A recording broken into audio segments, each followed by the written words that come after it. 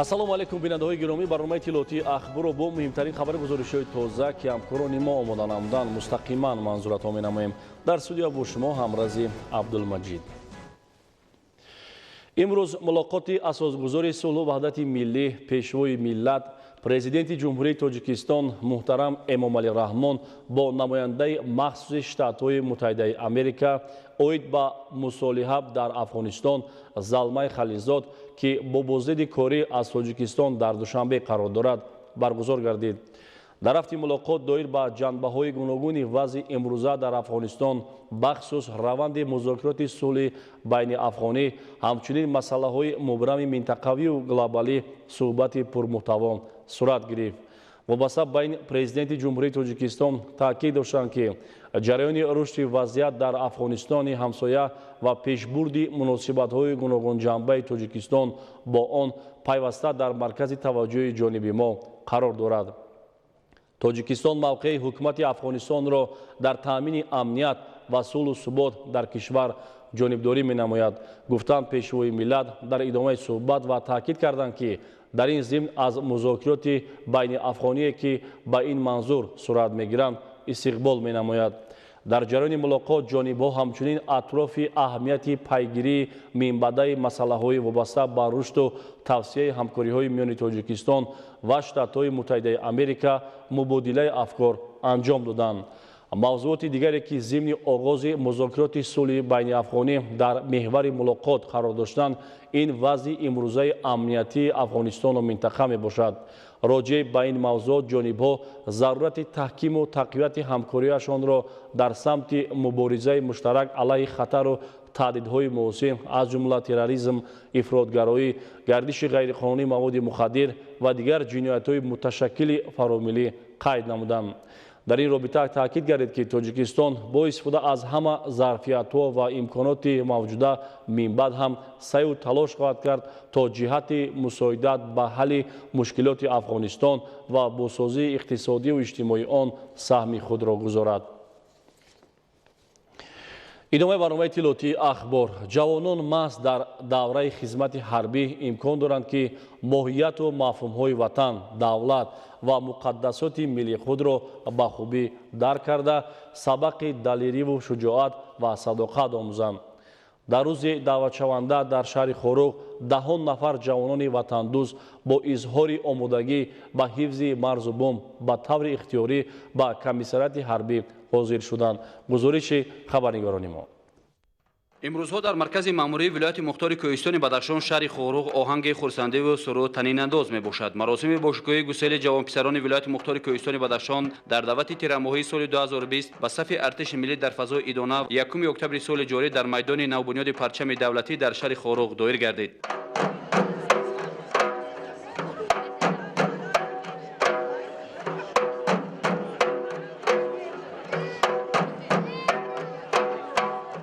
дар ҷамъомади тантаравии сокинону меҳмонон, устодону донишҷӯён, мактабачагон, ҷавонону занон собиқадорон ва волидайни даъватшавандагон бо шиёру овезаҳои тарғибкунандаи муқаддасоти миллӣ ва гиромӣ доштани арзишҳои волои инсонӣ иштирок намуданд. муҳофизат кардани ватан вазифаи муқаддаси ҳар як шаҳрванд аст, ҳар як фарзанди баҳору номуси Бадахшон аст.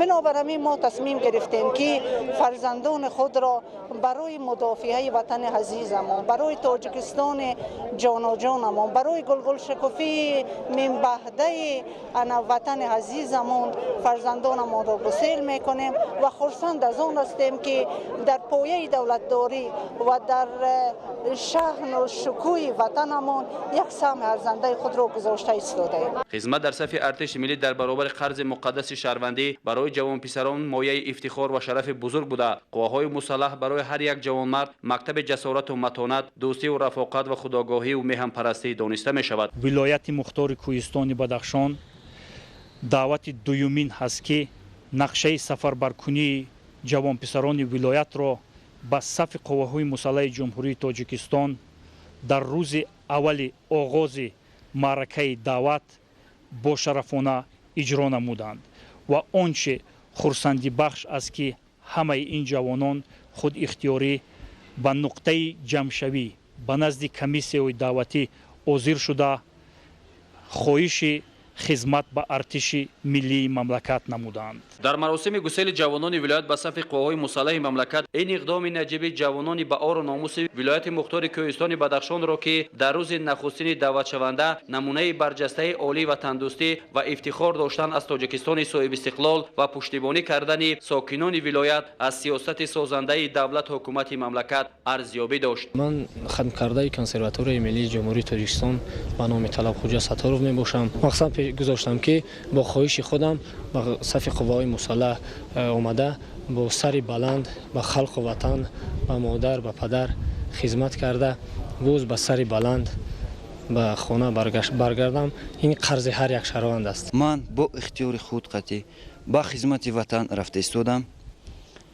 میخواهم صادقانه، سربلندانه تا آخرین نفس برای تاجیکستانمان خدمت کنم. خدمت کردن برای هر یک کس شرف است. در سطح بلند راه اندازی کردن کارهای ترغیباتی و تشویقاتی در شهر و ناحیه‌های ولایت مختار کوهستان بدخشان نتیجه دلخواه داده. فعالشوی اهل جامعه امکان داد که جوانان ولایت آمادگی همه‌جانبه خود را برای حمایت خاک مقدس کشور اظهار داشتند. خدمت به وطن این یک کوچه مردانگی است. هر یک شخص باید خدمت کند. خدمت روی زندگی خود را می‌یابد. دائما برای خدمت مادر وطن آماده ایم. جوانان سری دعوتی اختیاراً سنه 1 اکتبر که همچون روز دعوت شونده در سراسر کشور قید کرده می شود با کمیسیون طبی ولایت مختار کوهستان بدخشان حاضر شدند و نقشه دعوت دوام 1 روز در قلمرو ولایت به پرگی اجرا گردید. رهبرت ولایت مختار کوهستان بدخشان در مراسم با تنتنه گسیل کردن اسکر بچه‌های ولایت قید نمود که در این معرکه مهم احساس گردید که هم جامعه و هم جوانان از خود تشبث بزرگ وطن دوستی و میهن پرستی نشان داده صداقت خود را با خدمت صداقتمندانه بار دیگر ثابت کردند. بعد ختم نمودن دانشکده دولتی زبان‌های تاجیکستان و نام ساتیم الاغ‌زاده تصمیم گرفتم که برای ادای خرج فرزندی یعنی خدمت مادر وطن به جا آورم و از تمام جوانان خواهش میکنم که برای ادای خدمت مادر وطن باید همیشه دعوت میکنم که تیار باشند. استاد ورزش هستم. امروز در نزد خود مقصد گذاشتم که با صف قوای مسلح جمهوری تاجیکستان پیوست شده به وطن مادر خدمت کنم. من از سال گذشته فرزند خودم ادریس وادیش رو اختیاراً به صف قوای مسلح سفربر کردم.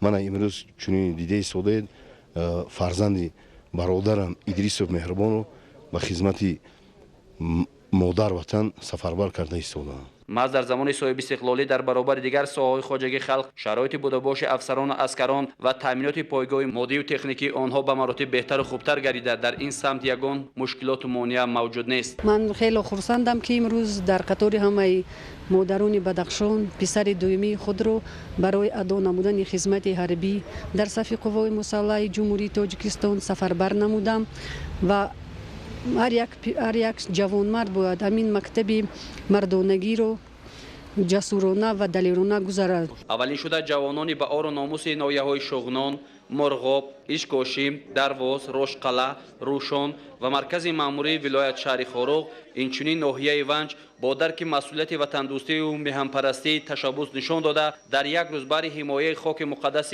وطن دست جمعانه سفربر گردیدند. مورد قید است که 99% دعوت شوندگان خود اختیاری به کمیسریات‌های حربی شهر و ناحیه‌های ولایت حاضر گردیدند. 66% عسکر بچه‌ها دارای معلومات عالی میباشند.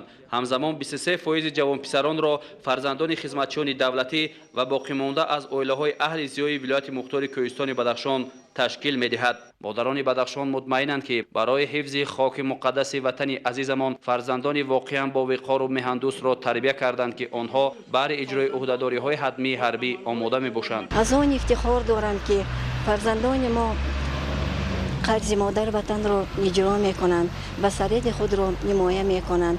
در این کار پر افتخار برای آنها سلامتی، سربلندی و مردانگی و شجاعت را آرزو دارم. حمایت نعمت‌های مقدس چون آزادی و استقلالیت و منفعت‌های ملی و دولتی وظیفه هر فرد با ننگ و ناموس وطندوست و وطن پرور و خودشناس و خودآگاه بوده. امید و باوری هست که من بعد نیز جوان پسران ولایت مختار کوهستان بدخشان خدمت در صف قواهای مسلح کشور را چون نشانه عالی شرفمندی و مکتب متانت و مردانگی و دلیری و باهمتی به جا می‌آورند. آموزگار دانشگاه دولتی شهر خاروغ امروز خودخواهشی من به خدمت حربی میروم و از همه جوانان خواهش مینمایم که چون این قرض هر یک شهروند است قرض شهروندی خود را در نزد وطن صاحب استقلالمان ادا نمایند و من از هر یک جوان خواهش می نمایم که باید به صف قوه‌های مسلح رفته خدمت خود را به جا آورند. با 127 نفر جوانان که کورس‌های کوتاه مدت رانندگی را در تشکیلات جمعیتی مددگار مدافع ولایت همچون رانندگان کسبی ختم نمودند در وضعیت تنتنوی شهادتنامه رانندگی سپاریده شد. جمع‌آمد تنتنوی گسیل جوانان ولایت مختار کوهستان بدخشان با مراسم ویژه مردم کوهستان صورت گرفت که به چاره‌بینی شهامت خاصه زم کرد. برای رشد و خاطرمان گذراندن معرکه مهم سیاسی برنامه رنگین اهل صنعت و فرهنگ با سرود و ترانه‌های وطن دوستانه پیشکش گردید که به دعوت تیرماهی جوانپسران ولایت مختار کوهستان بدخشان به صف ارتش ملی تراوت خاصه زم کرد. طور خبر داده شد معرکه دعوت جوانان به صف قوه‌های مسلح جمهوری تاجیکستان آغاز گردید. خدمت به وطن تحکیم استقلالیت و اقتدار مدافعوی آن وظیفه هر یک شهروند بوده. خدمت در صف قوه‌های مسلح برای جوانان مکتب مردانگی است.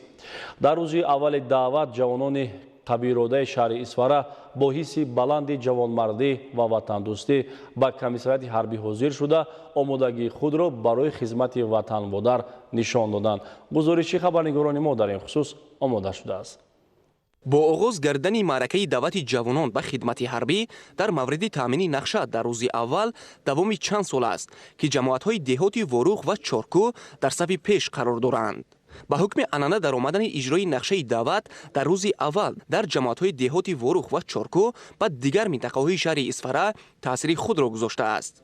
در جماعت دهاتی وروخ دوام سالهای آخر حس وطن دوستی در نهاد جوانان بیشتر گردیده بهادران این گوشه تاجیکستان بیشتاسا برای حمایت مرز بوم و منفعت‌های دولت و ملت کمر همت بستند. همین بود که نقشه دعوت تیرماهی در روز نخستین گسیل نوسکران پورا تامین گردید.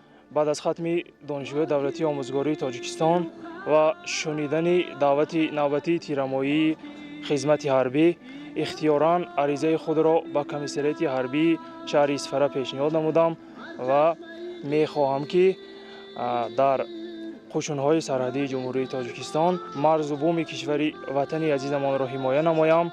در جماعت دهاتی وروخ به مسئله تربیت فرزندان در روحیه وطن دوستی از جانب والدان اهمیت خاص روانه شده است. پدر و مادران میگویند که هنگام شنیدن تصمیم فرزندانشان برای اجرای قرض شهروندی یعنی رفتن به خدمت حربی آنها خوشحال گردیده به جگربندانشان دعای نیک میدهند. معرکه دعوت در وروخ معرکه ننگ و ناموس میباشد. من نیز خواستم حسی خودم را به این معرکه گذارم و فرزندم اوبایف نورمحمد را بعد ختم مکتب که با خواهش خودش عریضه به کمیسریت حربی شهر اسفاره پیشنهاد نمود میخواهد در یکم قسم‌های تعیناتی مخصوصی قوای مسلح جمهوری تاجیکستان سربلندان خدمت را ادا نماید. من همچون مادر افتخار میکنم که فرزند من چنین بزرگ شده است و خواهش خود به خدمت وطن مادر ایستاده است. از همه مادران خواهش مینمایم که فرزندان خود را به خدمت وطن مادر دهند. در جماعت دهاتی چارکو و مناسبت گسیل نوسکران یعنی بهادران شجاع این منطقه چورابینی فرهنگی برگزار گردید. شایسته تاکید است که در این جماعت نیز نقشه دعوت تیرماهی جوانان در روز یکم دعوت بر زیاد تامین شد. مردم چارکو معرکه دعوت جوانان به صف ارتش ملی را عرصه ننگ و ناموس نشان دادن وطن دوستی و خویشتنشناسی، حفظ مرز و بوم، صداقت به خلق و وطن می‌دانند. ساکن دهات چارکو هاشم عبدالوف که امروز دو نبیره خود را به صف قوه‌های مسلح گسیل نموده شده است با افتخار و سربلندی در نزد همدهگان خود برآمد نموده خدمت در صف ارتش ملی را مکتب مردانگی عنوان کرد. در گذشته اگر از یک عائله یک نفری به خدمت می‌رفتند امروز عائله‌های پیدا شدند که یک باره دو فرزند خود را به خدمت سفربر می‌کنند. در دهات چارکو تشکیل گردن اتریاد اختیاری از جانب جوانان شجاع و با این وسیله افزون گردن صف اختیاریان با تامین نقشه دعوت در روز اول زمینه گذاشت. امروز در دو پهلوی من دو نبیره من یکی سید اشرف و دیگری عثمان جان حضور دارند و ما ساکنان جماعت دهات چارکو الان خصوص یک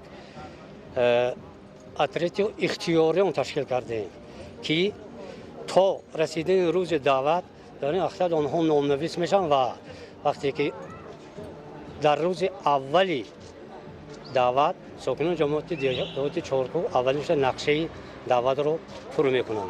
ما از این میفخریم. تشبث مردم شهر اسفره اوید به تامین نقشه دعوت در روز اول که در دعوت‌های قبلی دیده میشد، امروز در تمام جماعت‌های دهات این منطقه دستگیری یافته ایستاده است. نشانش همین است که امروز نقشه دعوت تیرماهی جوانان در شهر اسفره بر زیاد تامین شد.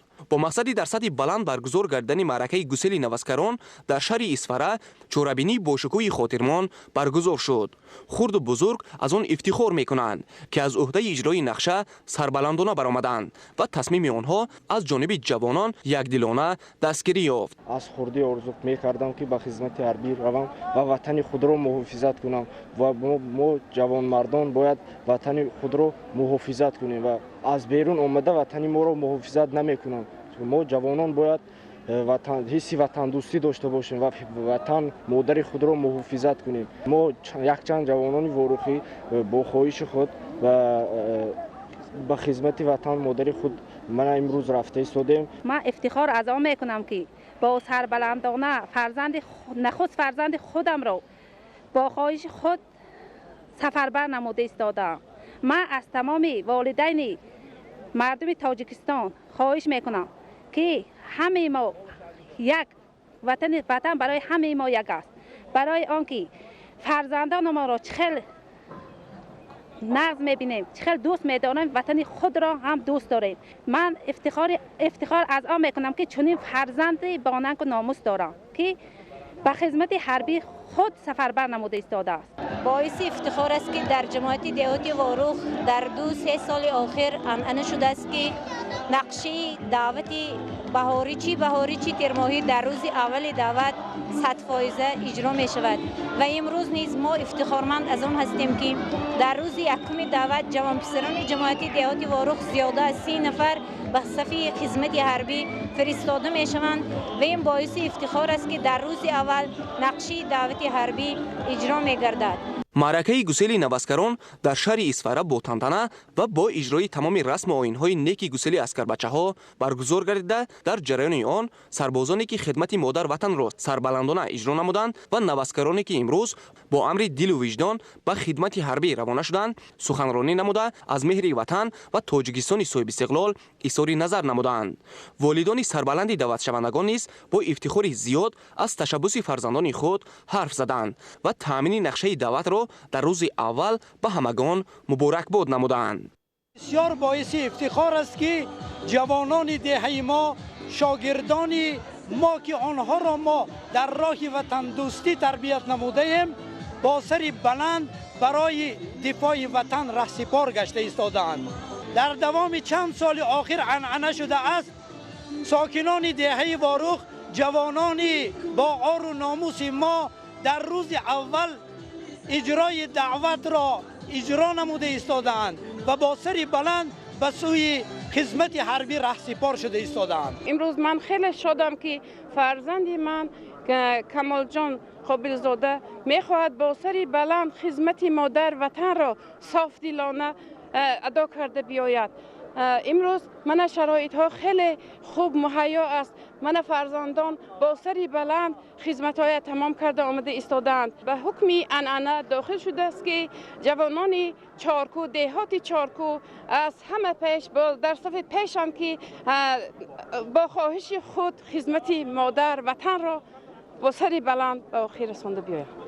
من قابل زاده کمال خان به خواهش خودم به صف قوای مسلح جمهوری تاجیکستان شامل شده به خلق خودم به وطن خودم صادقانه خدمت میکنم. امروز تمام شرایط مهیا است که برادران ما بیاید به صف قوای مسلح جمهوری تاجیکستان شامل شده به خلق خود، به وطن خود و مادر خود خدمت کنید. بعد قدرشناسی والدان پیشقدمان و دایر گردن مراسم نانگزان از جانب صنعتکاران ورزیده برنامه رنگین فرهنگی پیشنهاد نوسکران و والدان آنها گردانده شد. جوانان شجاع در این روز همراه نزدیکان و پیوندانشان سرور و شادمانی نموده با روحیه بلند به خدمت حربی گسیلانیده شدند. در قسم حربی قوشن‌های زودعمل وزارت مدافع جمهوری تاجیکستان در ناحیه رشت تحت عنوان روز دعوت شونده معرکه گسیل نوسکران به صف قوه‌های مسلح جمهوری تاجیکستان баргузор гардид. дар майдони қисми ҳарбии даъватшавандагон аз наҳоиҳои минтақаи рашт ба таври ихтиёрӣ барои шомил шудан ба сафи артиши миллӣ ҳозир гардиданд, ки дар натиҷа ноҳияҳои Лахш, Сангвор, Рашт, Тоҷикобод ва Нуробод маъракаи даъвати тирамоҳиро пурра анҷом доданд. мутаваҷҷеҳ бошед ба гузориши омоданамудаи ҳамкоронамон дар ин хусус. хизмат дар сафи қувваҳои мусаллаҳи ҷумҳурии Тоҷикистон барои ҷавонони синни даъват ҳатмӣ аст ва ҳамчун қарзи шаҳрвандӣ ба ҳисоб меравад. сокини ноҳияи Рашт Беҳрӯз Аскаров бо дарки ин маънӣ ва иҷрои қарзи шаҳрвандӣ, яъне хизмат дар сафи қувваҳои мусаллаҳи ҷумҳурии Тоҷикистон, дар рӯзи аввали даъват ихтиёран ба комиссарияти ҳарбӣ ҳозир шуд. Беҳрӯз назди худ мақсад гузоштааст, ки баъди хизмат дар сафи қувваҳои мусаллаҳи мамлакат ба донишгоҳ дохил шавад. хизмат дар сафи қувваҳои мусаллаҳ мояи ифтихори ҳар як ҷавон аст ва инро танҳо ҷавононе пеша карда метавонанд, ки баҳри ҳифзи ватан ҳисси баланди ватандорӣ ва хештаншиносӣ дошта бошанд. аз ҷавонон даъват менамоям, ки аз хизмати ҳарбӣ наҳаросанд, пайрави гузаштагони худ бошанд, ҳамеша баҳри ҳимояи ватани аҷдодони худ омода бошанд. дар баробари Беҳрӯз боз зиёда аз 340 нафар ҷавонони худогоҳу ватандӯсти ноҳияи водии Рашт ихтиёран ба сафи қувваҳои мусаллаҳи ҷумҳурии Тоҷикистон шомил гардиданд, ки нақшаи даъвати 5 ноҳия Рашт, Нуробод, Тоҷикобод, Лахш ва Сангвор 100% иҷро гардид. ихтиёран ҳозир шудани ҷавонон ба комиссариятҳои ҳарбӣ аз як тараф ҳисси баланди ватандӯстӣ ва анҷоми рисолати фарзандӣ назди модар ватан бошад, аз ҷониби дигар имконоту шароити муосири хизмат бешубҳа ба ин омил таъсиргузор аст. ҳамаи фарзандони азизи ҷигарбандамро ки ба сафи қувваҳои мусаллаҳ ихтиёран гусел мекунем, ба ҳамаи онҳо саломатӣ, умри дароз, сарбаландӣ, хизмати бошарафонаро орзу менамоям. то ки хусбад миллате дар хоби ноз, афсареро мебояд ки санги хораро бистар кунад. дар ҷамъомадҳои тантанавӣ сокинону меҳмонон, устодону донишҷӯён, хонандагон, ҷавонону занон, собиқадорони меҳнат ва волидайни даъватшавандагон бо шиору овезаҳои тарғибкунандаи муқаддасоти миллӣ ва гиромидошти арзишҳои волои инсонӣ иштирок намуданд. мо имрӯз хушбахтона фарзандони худро ба сафи қувваҳои мусаллаҳ фиристода истодаем. вақте ки шумо обрӯи падару модарро мебардоред, обрӯи деҳатон баланд мешавад. албатта ватани мо тенҷу ором, ватани моро ҳеҷ ягон қувваи берунӣ аз таъсири бад оварда расонда наметавонад.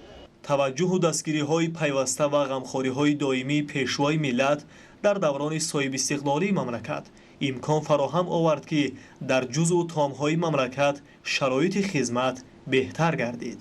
من همچون زن مادر امروز خیلی خوشبخت سرفراز هستم که در دوران صاحب استقلالی تاجیکستان عمر به سر میبریم و امروز فرزندان عزیزمان را با دلی پر امروز به صف قواهای مسلح روان میکنیم و از آن باوری داریم که فرزندان عزیز ما که خود اختیارا به صف قواهای مسلح آمدند صافدلانه پاک وجدانه خدمت مادر وطن را اجرا میکنند. تصمیم گرفتم که بعد از ختم مکتب میانه با صف قواهای مسلح جمهوری تاجیکستان سفر برگردانده شوم.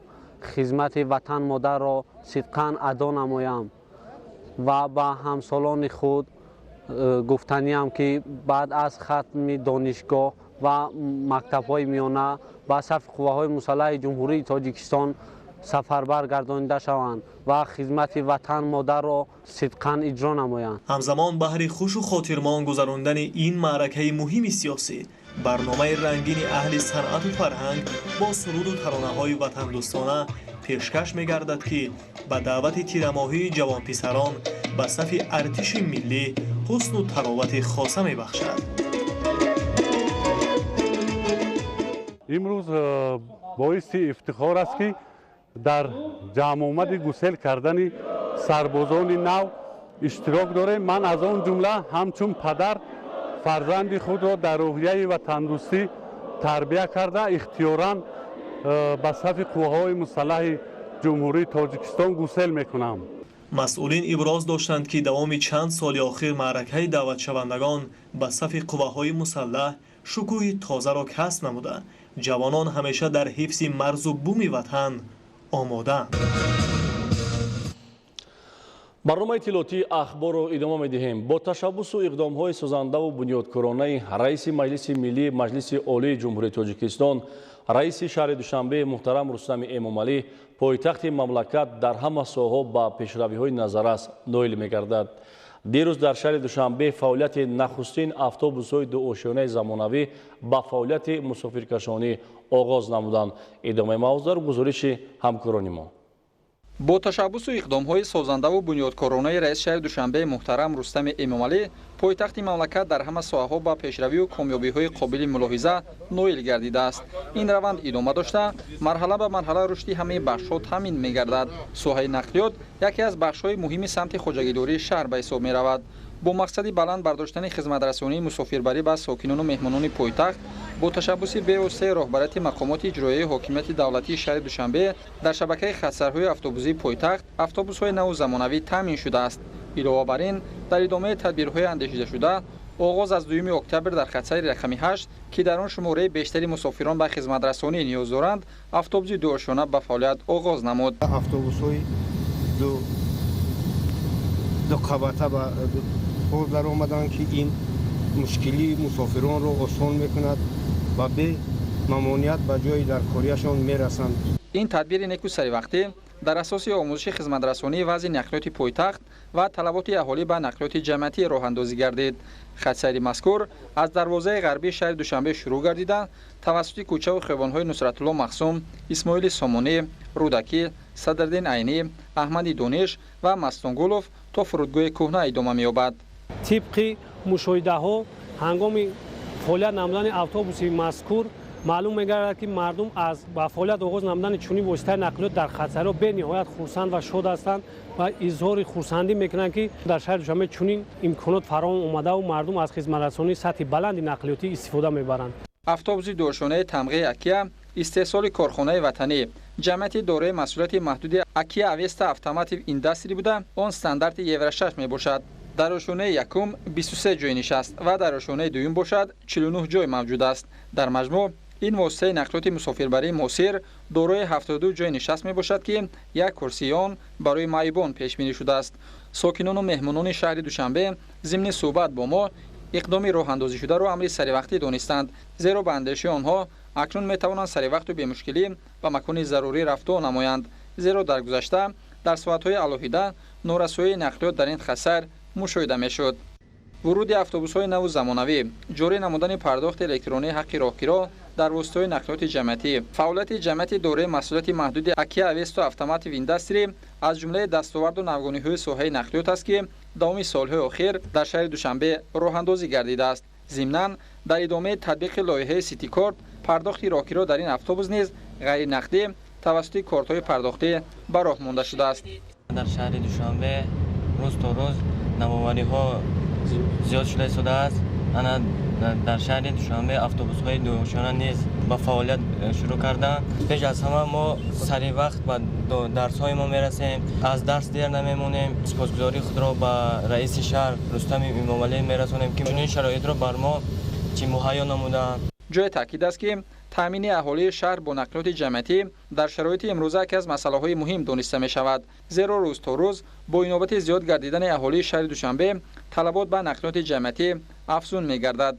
از این رو در دوره فعالیت همروزه خود ساختارهای نقلیاتی شهر دوشنبه در زمینه دستور و سپارش‌های رئیس شهر دوشنبه محترم رستم امامعلی با مقصدی به تنظیم درآوردن وضع نقلیات جمعیتی در پایتخت، پیشگیری تنبشوی واسطه نقلیات در راه‌های شهر و تامین خدمترسانی بلند نقلیات جمعیتی تدبیرهای ضروری را در عمل پیاده می‌نمایند که سفربر نمودن اتوبوس دوآشیانه از جمله اقدام‌های عملی شده دانسته می‌شود. ما امروز خیلی خرسندیم که اتوبوس دوآشیانه در شهر دوشنبه فعالیت کرد و این برای ما خیلی پسند است، زیرا ما سری وقت به جای لازمه میرسیم. ما میnnadاری خود را به رئیس شهر محترم رستم امامعلی بیان میکنیم که برای ما چنین شرایط را فراهم آوردند. ҳамин тавр дар ҳудуди пойтахт дар асоси нақшачорабиниҳои мақомоти иҷроияи ҳокимияти давлатии шаҳр ва тадбиру tashabbusҳои бевоситаи раиси шаҳри Душанбе муҳтарам Рустами Эмомалӣ мушкилоту норасоӣ дар самти хизматрасонии нақлиёти мусофирбарӣ бартараф гардида кору фаъолият дар доираи талаботу меъёрҳои қабулгардидаи соҳа амалӣ мешавад.